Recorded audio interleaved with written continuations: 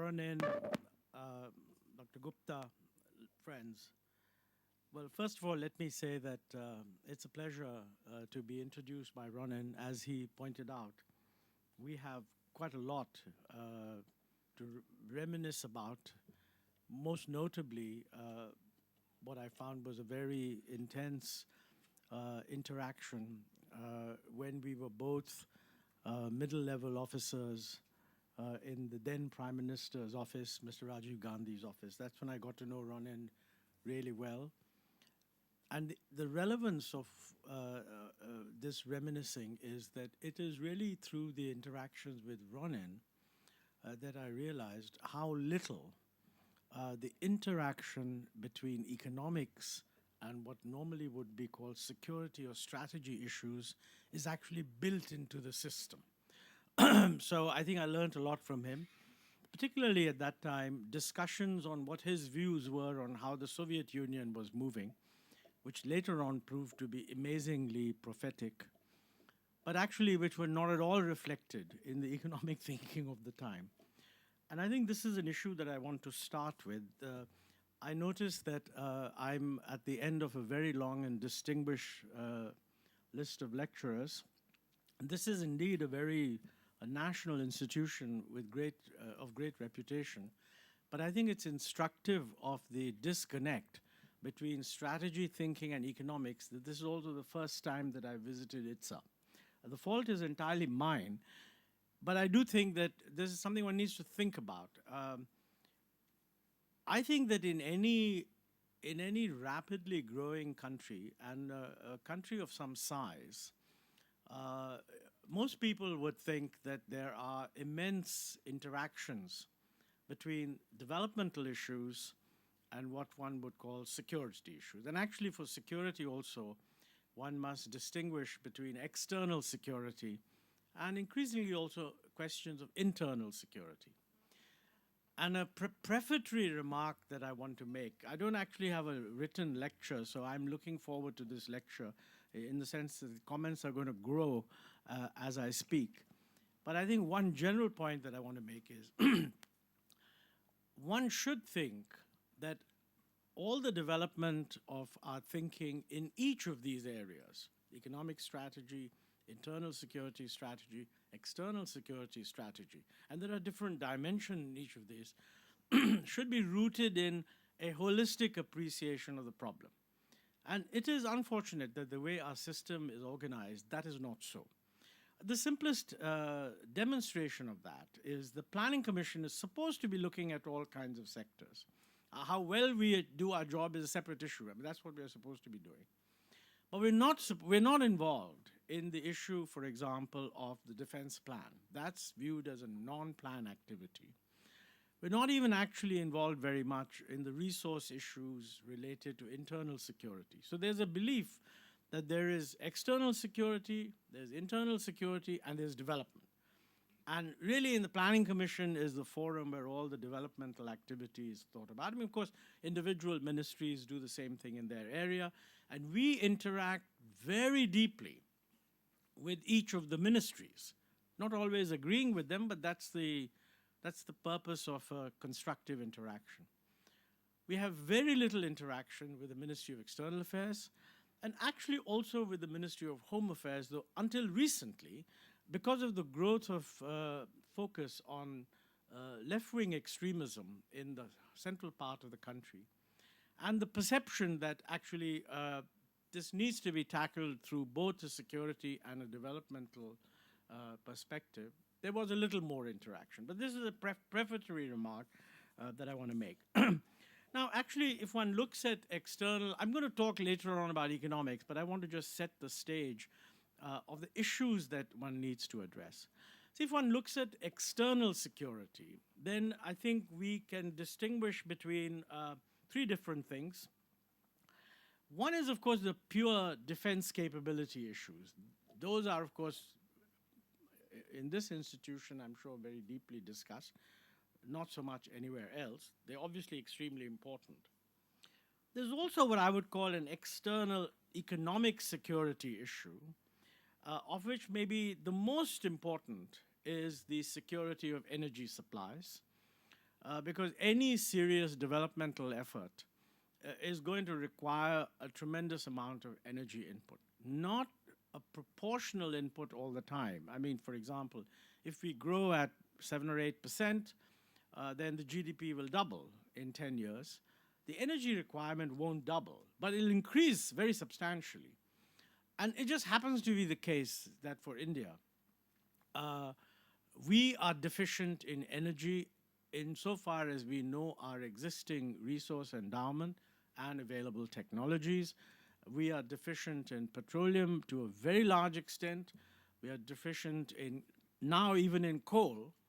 And you know, if our domestic constraints on exploiting our own coal resources become intractable, in the sense that the coal is under our forests and is also in areas which are heavily populated by our tribal population, so there are disruption kind of issues. And it leads to the conclusion that a lot of what we think we have as coal is not actually usable. Then our dependence on coal will be even greater. And that, in a world in which energy prices are rising, and combined with that, a traditional approach where most of our petroleum supplies have come from the Middle East, and globally, the degree of security of those supplies is increasingly going to be questioned. So the need to diversify our energy resources, the need to acquire energy assets, a whole lot of things which I would call part of external economic security. And you know, a third dimension is really what is the structure of the external world which would be consistent with our development objectives in the sense of creating security in the pursuit of those development objectives. This depends very crucially on what your belief is in the kind of economic policy we should follow. I mean, if it is believed that we can actually develop without much dependence on the world, sort of a closed economy model, then this is not very important. I think that's wrong. There's no evidence that the overwhelming bulk of evidence is that if we are going to grow, we can only grow if we successfully integrate our economy with the growing world. But if you're going to do that, then the kind of external environment which is conducive to this successful integration and allows us to develop on our own terms, that environment is something which is going to be the result of economic and political diplomacy and multilateral diplomacy, and it's very important that we handle those issues in a way that is actually consistent with our development objectives. The same thing, the same kind of interaction and constraints can be seen on the internal security side. You know, one view would be that internal security threats are either the result of external threats, which is there in certain cases, or they're completely exogenous to economic development. That's not actually true. It's very unlikely that India can grow at 7-8% on a consistent basis and not generate internally the kind of tensions that could create either political tension. I don't regard political tension, by the way, as an internal security threat. I mean, that's something that we are extremely well positioned to handle, being a well-functioning democracy. But you know, sometimes these stress points and the tension can be such that it can translate into an internal security threat. I mean, for example, if the whole country is stagnating and not much is happening anywhere, it doesn't give much ground for generating dissatisfaction. But if the country transits into a rapid growth path, and it looks as if this growth is only benefiting some parts of the country, and other parts of the country, A, are being left behind, that's one thing. B, are being disrupted. That can't be ruled out either. I mean, when you get rapid growth in some parts of the country, it's not that that part of the country simply grows and the others don't grow. You can have a situation where there's a disruptive effect on the other part, and coping with that disruptive effect poses a political problem. Sometimes it can become an internal security problem. So I think in order to tackle these things, we need to have a holistic view. Do we have an economic strategy that is capable of addressing both the external and the external and internal security threats, some of which are largely exogenous and some of which are actually endogenous? I think it's not, I believe that we haven't done enough work in this area, certainly not in the government. It's an important issue. To some extent, it's not enough being studied even in the academic world. You have a lot of piecemeal sort of efforts to look at this, that, and the other problem. But the integration of the economic with the social and, if you like, the internal security kind of considerations, even the integration of the economic with the evolving external situation and how do we handle it from a purely economic point of view. Like, what should be our strategy in the multilateral trade negotiations? What should be our strategy in the climate change negotiations? What is happening in the world and how do we adapt to that? What is the best way for us to negotiate a position where we can push the system a little bit more in our favor? I think that we need to study this a great deal more than we are doing. To some extent, governments are not very rarely the cutting edge of thinking. The good thing about a government is that it should be able to reflect a consensus that has emerged. Unfortunately, there's not enough public thinking so that these issues are sufficiently debated and a cogent view is presented that this is the way we've got to go. And then the government can say, well, look, this is what these people say, this is what those people say, and this is what we want to build a consensus on. I think we need to do a lot more work in that area. The Planning Commission is not equipped to do this. IDSA is better equipped to do this. But I think it's got to go beyond treating IDSA as a government sort of institution. It's got to go beyond that. It's got to go into the universities. It's got to go into the opinion-forming bodies. Now, I think we have to recognize that one of the most remarkable things about our experiment in development is that we are attempting to develop at historically extraordinarily low levels of per capita income, but we are doing it in an environment of extraordinarily high democratic participation, which we are all proud of. We're also doing it in a world where the communications revolution has moved far ahead of what most political leaders even recognize. So, many of these tensions were faced and handled by other countries when they developed. But I think none of them was handled at as low a per capita income, with as much democratic participation, and with as much of a kind of information revolution where if you really want to put an idea across, the idea can go viral in 5 minutes, and countering it requires a lot more thinking than anyone is actually doing at present. So these are unique things which we have to keep in mind.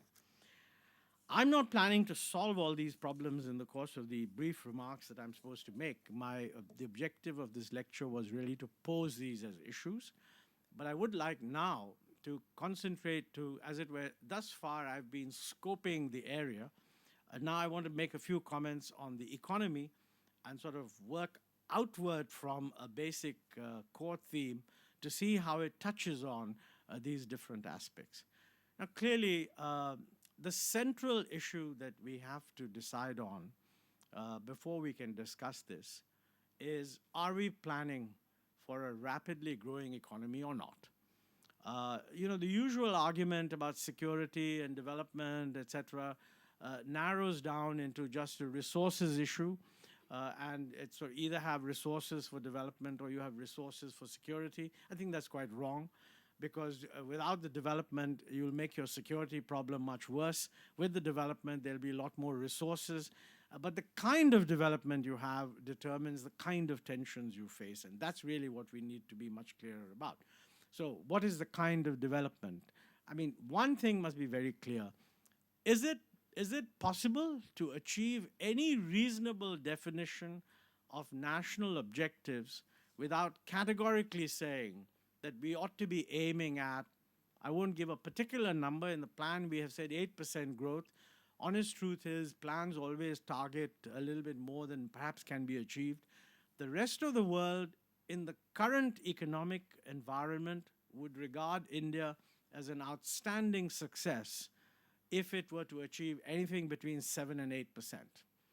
So question number one is, are we actually all agreed on that? Because, you know, one of the things we've done in the 12th plan is we've laid out an argument. I don't propose to summarize it here, it's not possible.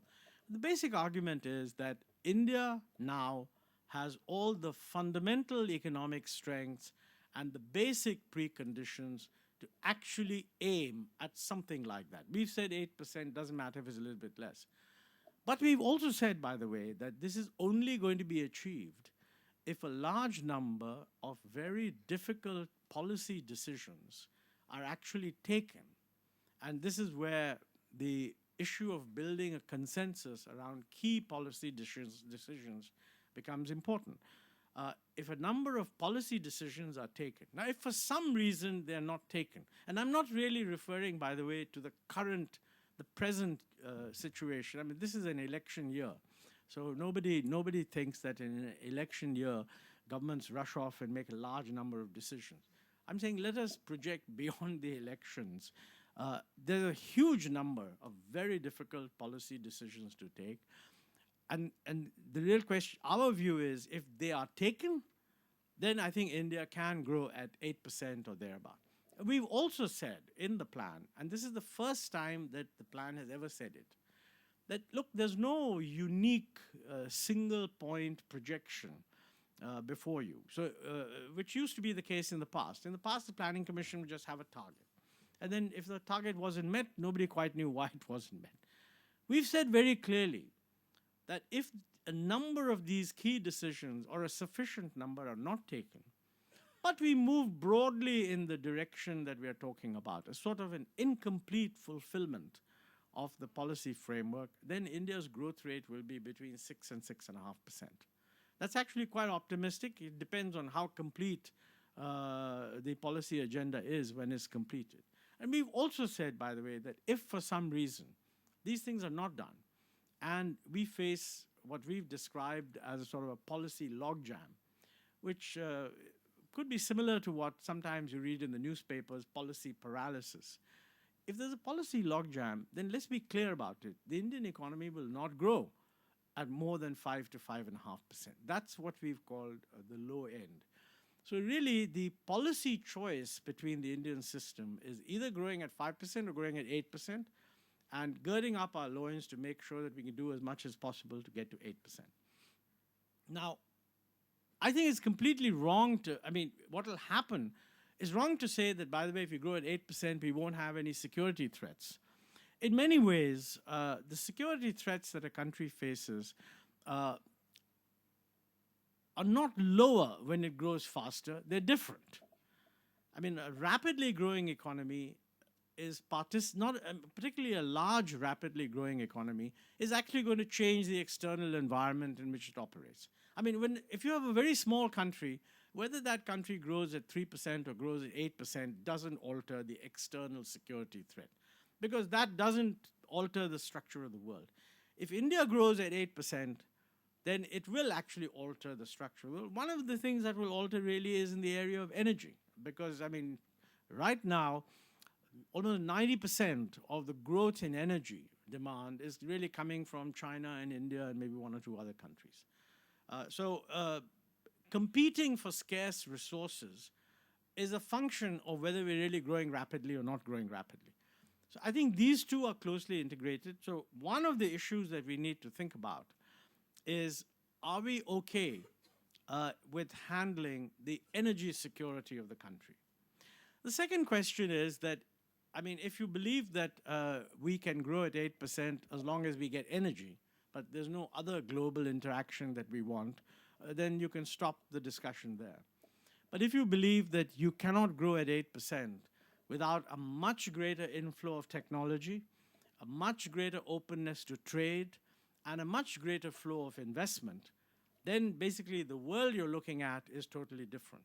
I mean, it should be quite clear to everybody, given the relative contribution that we make to global technology, which is actually quite minuscule, that the idea that we can grow dependent only on our own technology, I mean, is simply dooming us to denying us a lot of productivity possibilities. In certain areas which are strategic, where technology is not available, you have to do it yourself. But it's simply not true that for other areas, in everything, we have to be technologically self-reliant. This is a question in the sense that it can be debated. I'm putting forward the proposition that the modernization of Indian industry and its capability of dealing with the challenges ahead, including, by the way, the energy challenge, because all over the world, energy efficiency is going to be a critical element, as indeed, by the way, management of water scarcity is going to be a critical challenge for the whole world. And the whole world's research effort is going to be directed to enabling countries to meet these challenges. It doesn't make sense for us to deny ourselves these technologies. But the interesting thing is that you cannot actually follow a policy which you're just open to technology and not open to investment. So as a matter of fact, if we do want to be able to leverage the available global technologies, the second proposition I'm making is that we will actually need to encourage a lot of foreign investment. The idea here of foreign investment is not just to balance the balance of payments. There's far too much talk in the press. We need FDI because we have a current account deficit. I mean, that's also true. But the key thing here is that technology is now pretty indistinguishable from investment flows. There are certain technologies you can buy, but if you really want an effective transfer of technology, investment has to be opened up. And of course, the same thing is true of trade. And what you're seeing in the world of trade is the growth of not so much a uniform growth in the world trading environment, the multilateral trading system, but the profusion of a number of smaller trading groups, free trade agreements, trans-Pacific partnership, transatlantic trade agreement, et cetera, et cetera. All countries are positioning themselves in this environment by saying, look, let's join wherever we can. But what's happening is the rules of these different groups are quite different. So this is another aspect of our, it is part of our external economic security in the following sense. If it is your belief that progress in the multilateral trade negotiations, which generalize the benefits to everybody, is going to be very slow, and that certainly looks like what's happening. And if it is the belief that most of the trade liberalization, maybe for the next 10 or 20 years, is going to take place through regional trade agreements, should India join these or not join these? Now, if India doesn't join these, then what you're really saying is that everybody else will be trading freely in groups and we will not. I think that has very profound economic implications. Equally, if you say let's join, then we need to build a public consensus that this is good for us. That public consensus, by the way, isn't there. And at the moment, I mean, even if you were to talk to our industry groups, they're actually quite conflicted on this issue. So we need a greater debate to appreciate what needs to be done. So here's an example where I think that we have that capacity to grow at 8%, providing we are very clear that that growth can only be of a certain kind. That's not to say, by the way, that the definition of self-reliance has to be significantly altered. I mean, self-reliance cannot be defined, in fact, it hasn't been for the last 20 years, that we will not import anything. It has been defined that we'll make sure that we can pay for the imports we need. And I think, as Ronen mentioned, if you look at what's happening in the last 20 years, the share of India's imports and exports as a percent of GDP has really shot up. So both imports rise and exports rise, so we pay for these exports. But that has a very important implication in terms of the structure of industry, openness, etc. In the rest of the world, with some exceptions, it's widely believed that opening up leads to productivity enhancement, increased competitiveness, potential gains. We too believe that in certain areas. I mean, we believe that, for example, in IT services. IT services is an extraordinary example of what it demonstrates that Indian brains and Indian whatever human skills, if they're not constrained from accessing the best technology and accessing the best equipment, can compete with the best anywhere. Now, if you extend that logic to the rest of the economy, basically you need to consider what is the policy environment in which the Indian IT industry boomed, and ask yourself to what extent can we actually do that in other parts of the system. I think there's also shifting a bit from the external side to the internal side. When we've talked about growth, we have not talked about just growth. We've talked about inclusive growth. You know, these words, buzzwords, are usually more complex than they seem. But I think there are many dimensions to the concept of inclusiveness, most of which is outlined in the Planning Commission's document. Clearly, the most obvious is that the poor must have a stake in the system. I mean, there's not much in a democratic country. No growth process is going to be socially or otherwise politically viable if the growth is not benefiting the poor. Now, the good news is that all the available data that we have suggests that since the period after 2004, that single measure, has it had an impact on poverty compared to what was going on before? I venture to suggest that the evidence on that is quite unambiguous. There has been a much faster decline of poverty after 2004 than in the period 93 to 2004. I'm not making a political point here, although there's, in my view, a very good political point that should be made when political points are made. But what I'm trying to say is that there are a lot of debates on this. I mean, one completely meaningless debate is that, oh, but the poverty line is too low. Sure. I mean, you know, any poverty line is arbitrary. And we've actually set up an expert committee under Rangarajan to ask the question, shouldn't we raise the poverty line? The point that I'm making about inclusiveness would remain even if the poverty line were raised. It just means that the percentage of population below the new line would have been much higher in 2004. It's higher than in the current line in 2011, but the decline is equally sharp. So on that standard, I think we've achieved something on inclusiveness. Another dimension, which is very important, is regional. I mean, after all, if you've got a parliament with 540 plus members, and 150 of them or 200 of them come from states which are not experiencing growth, and the treasury benches are continually talking about growth being good, is not going to cut much ice. So one of the critical things, I think we first talked about it in the 10th five-year plan, and then made it much more precise in the 11th and the 12th, is that we had regional, state-specific growth targets. You know, before the 10th plan, there were no state-specific targets. There was just a national target.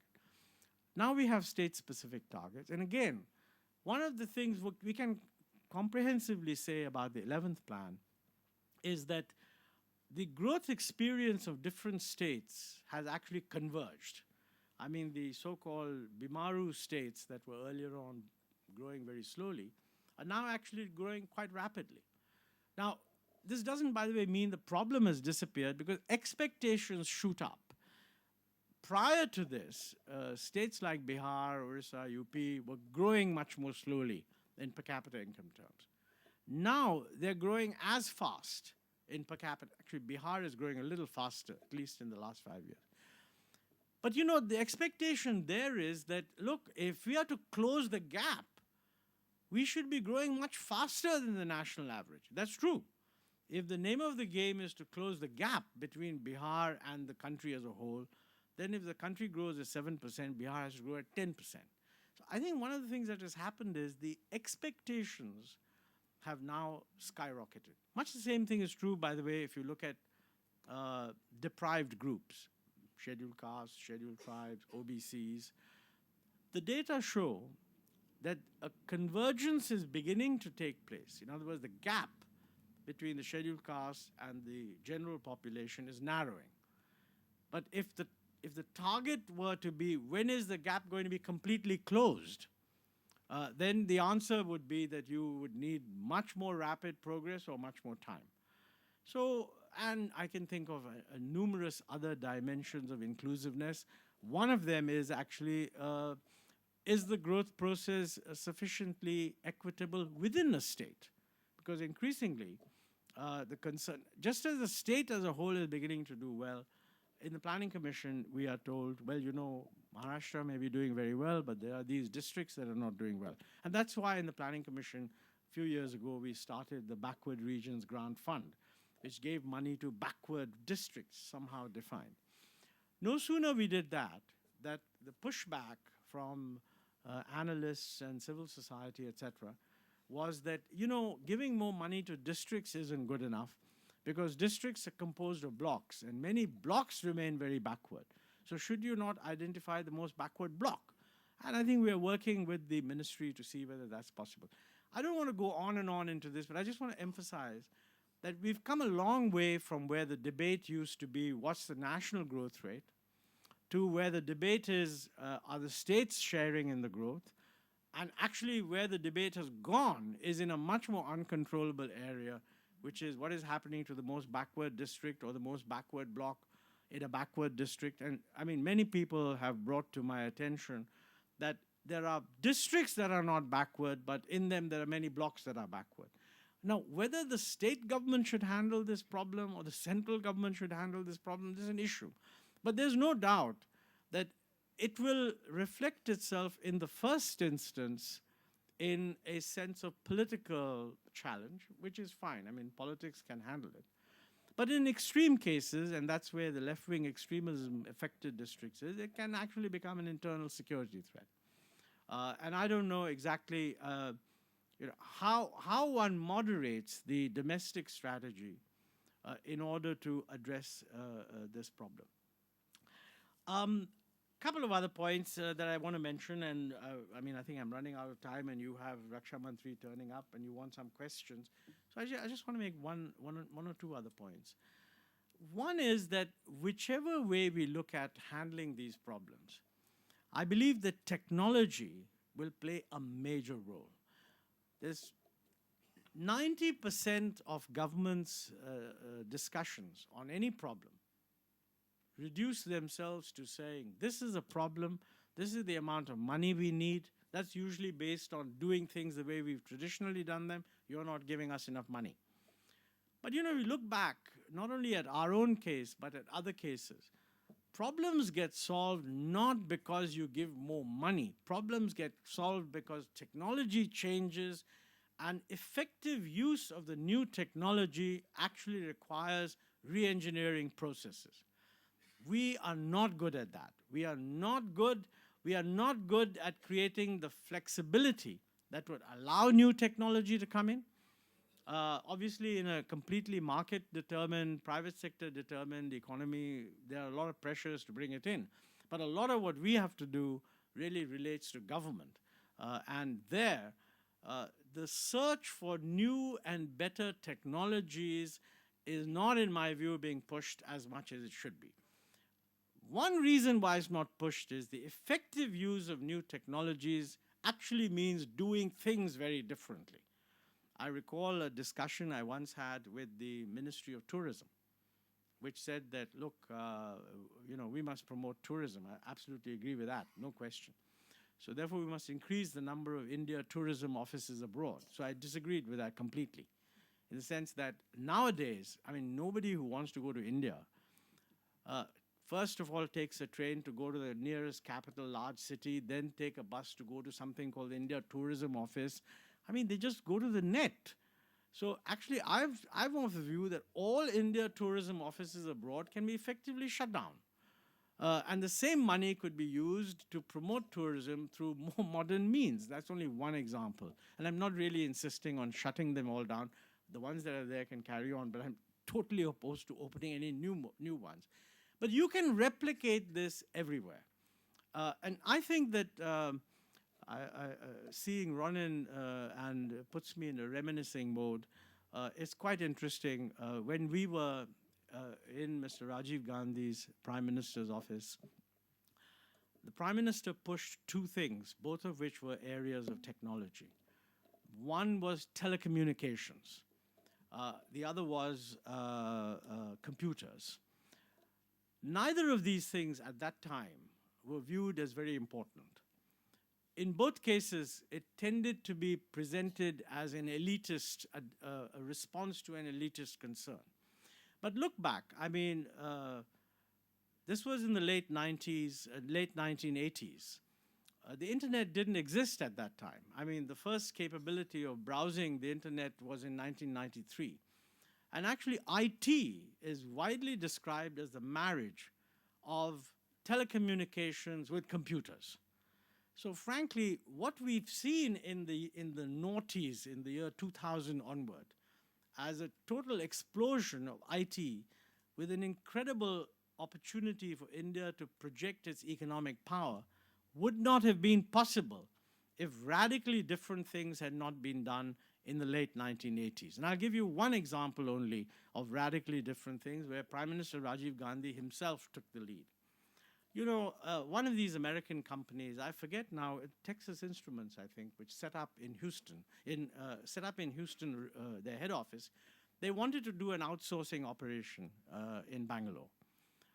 And I mean, in those days, it was sort of, if they could have a satellite connection, then whatever work was going on during the day in Houston, they'd carry on working on it in Bangalore. The sun would just have risen when the sun was setting in Houston, and then all through the night work would go on and then go back. So it was an integrated, it's not actually outsourcing, but a kind of integrated operation, which required satellite linkages. The Department of Posts had monopoly on all these communications. They didn't have the technology for having satellite linkages. So this company said, look, we can set up the Earth station here, and we'll bring in the equipment, we'll bring in the technology, and so on. But then the department said, no, but the department has a monopoly. So you cannot have a private fellow running this thing. And the PM actually said, well, look, why don't we let these fellows run it technically, but we'll put a DOP, Department of Posts person, telecommunications person at the head of that unit. All these, the equipment will be leased to us. All the fellows who are operating it could actually be theoretically being supervised by someone who actually had no expertise whatsoever in doing this thing. Now, if that change had not been made, we would not, Bangalore probably would miss the boat in terms of being an outsourcing center. Because remember, the rest of the world is wide open. So I think we need, I don't see it as possible that we can grow at 8% if we don't have a lot of openness to new and changing technology today. And that's not just a question of opening up the technology. It actually very frequently involves a tremendous flexibility in how everything else is done.